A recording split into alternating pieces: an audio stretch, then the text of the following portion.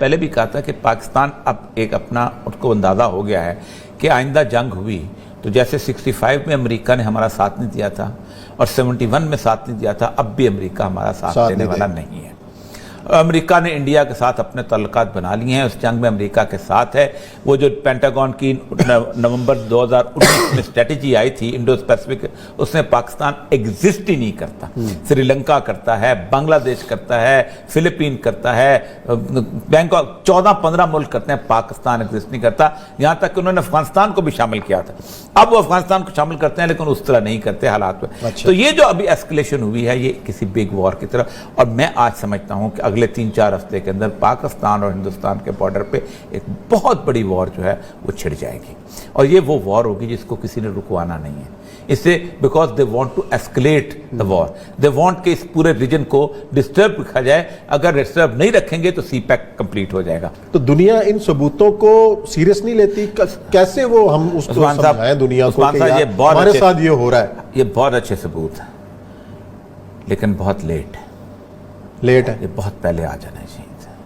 ہم کیوں چپ رہے پہلے؟ مجھے یہ سمجھ نہیں آتی، یہ پہلے میں نے پوچھا تھا، کہتے ہیں جی ہم کنفرم کرتے ہیں، یہ کنفرم تھے لوگوں کو، یہ بتایا جاتے تھے جب صحافی جاتے تھے، نیٹ ورک کب سے ایکسپوز ہوا؟ نہیں، جب بتایا جاتے تھے، جب صحافی جاتے تھے ان کو دکھایا بھی جاتے تھے۔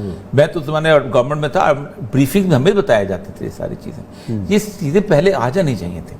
ہماری اصل مسئلہ یہ ہے کہ یہ ہے کہ ہمارے ہاں ایک عرصے سے 10-15 سال سے ہمارے ہاں اپیزنگ انڈیا پالیسی رہی ہے، وہ ہماری پولیٹیکل لیڈرشپ کی بڑی عجیب و غریب خرابی تھی، ٹھیک؟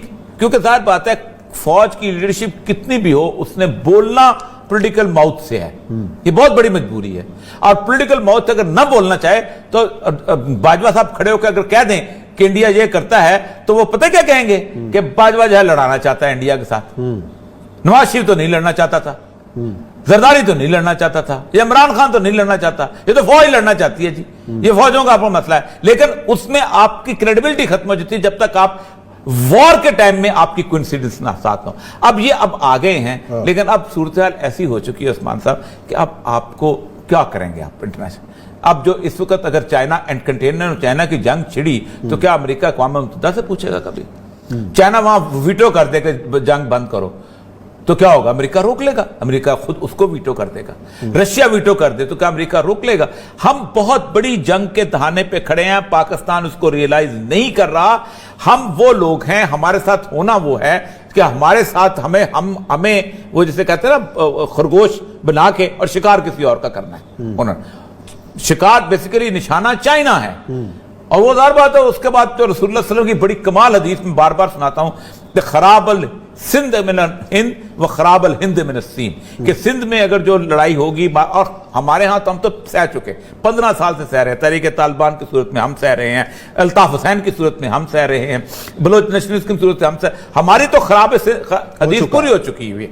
اب کس کے باری ہے؟ خراب الہند من السین۔ اب چین نے تباہ و برباد کرنا ہے۔ یہ رسول اللہ صلی اللہ علیہ وسلم کی بڑی مشہور حدیث ہے جن میں تمام ممالک کے بارے میں گیا، اور انہوں نے تماشا دکھا بھی دیا ہے۔ اور اگر کوئی شخص یہ سمجھتا ہے کہ انڈیا پاکستان کی لڑائی ہوگی اور وہ گلگت بلتستان کا علاقہ ڈسٹرب ہوگا یا سی پیک کا ایریا ڈسٹرب ہوگا تو چائنا نہیں کودے گا، یہ ان کی بہت بڑی غلط فہمی ہے۔ رشیا نہیں کودے گا، رشیا تو اس وقت کود گیا تھا افغانستان میں کہ جب اس کا وارم واٹر کی طرف پہنچنے کا کوئی راستہ ہی نہیں تھا، اس کا اپنے انٹرسٹ کو واچ کرنے۔ اس وقت چائنا سے زیادہ انویسٹمنٹ پاکستان میں روس کی ہے، آپ کی پوری کی پوری سیلولر جو کمپنیز ہے روس لے چکا ہوا ہے، اس کی کمپنیز خرید چکی ہیں، اور بہت ساری انویسٹمنٹ ہے جو میڈیسن کے اندر بہت ساری ہو چکی ہوئی ہیں، وہ اپنے انٹرسٹ کو واچ کرنے آئیں گے۔ ہمیشہ ہوتا ہی کیا ہے، کسی ملک کے اندر جب کبھی حملہ کرنا ہوتا ہے، انٹرفیرنس کرنی ہوتی ہے، پہلے وہاں انویسٹمنٹ رکھی جاتی ہے۔ امریکہ بھی یہی کرتا ہے، پہلے وہاں انویسٹمنٹ کرتا ہے، پھر کانگریس کو کہتا ہے کہ یہ ہماری پیپلز منی ہے، ہم ان کو جناب پروٹیکٹ کرنے جا رہے ہیں، ہماری انٹرسٹ ہے، ہم ان کو پروٹیکٹ کریں۔ تو یہ مجھے لگتا یہ ہے کہ دسمبر کے اندر نومبر کے اینڈ، دسمبر کے اینڈ کے اندر پاکستان جو ہے، اللہ تعالیٰ ہمیں حفاظت دے، اور یہی وہ آگے لیڈ کرے گی۔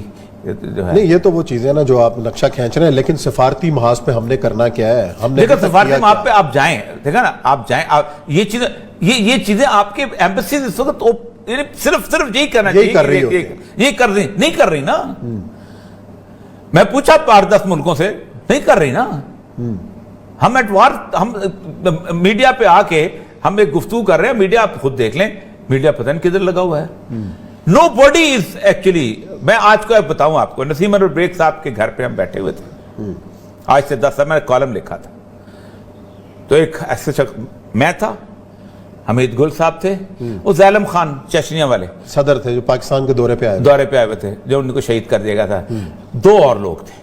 ایک شخص آئے بڑی روحانی کیفیت میں, اس طرح کے تھے کہ بیگ صاحب ایسے کھڑے ہوئے, بیگ صاحب کا قدرت اللہ شاہ والا کا وہ خرقہ تھا, دیکھو انڈیا لالپور جٹاں کے راستے اس طرف سے پہلے حملہ ہوگا اور پھر وہ سیدھا گجرات اس طرف کے آئے گا, پھر نیچے وہاں سے ہوگا, لاہور شاید چھوڑ جائے لیکن اس کے بعد بہت بری مار کھائے گا. یہ اس زمانے کی ان کی پیشگوئی تھی اور ایگزیکٹلی وہی صورتحال نظر آ رہی ہے مجھے. جیسا کہ آپ کو علم ہے کہ فیض آباد کے اندر تحریک لبیک کے ذریعے تمام دھرنا جاری ہے, اور یہ سب مطالبات تو ایک ہی ہے ان کا کہ جی جو فرانس کے سفیر ہیں ان کو ملک بدر کیا جائے, واپس بھیجا جائے.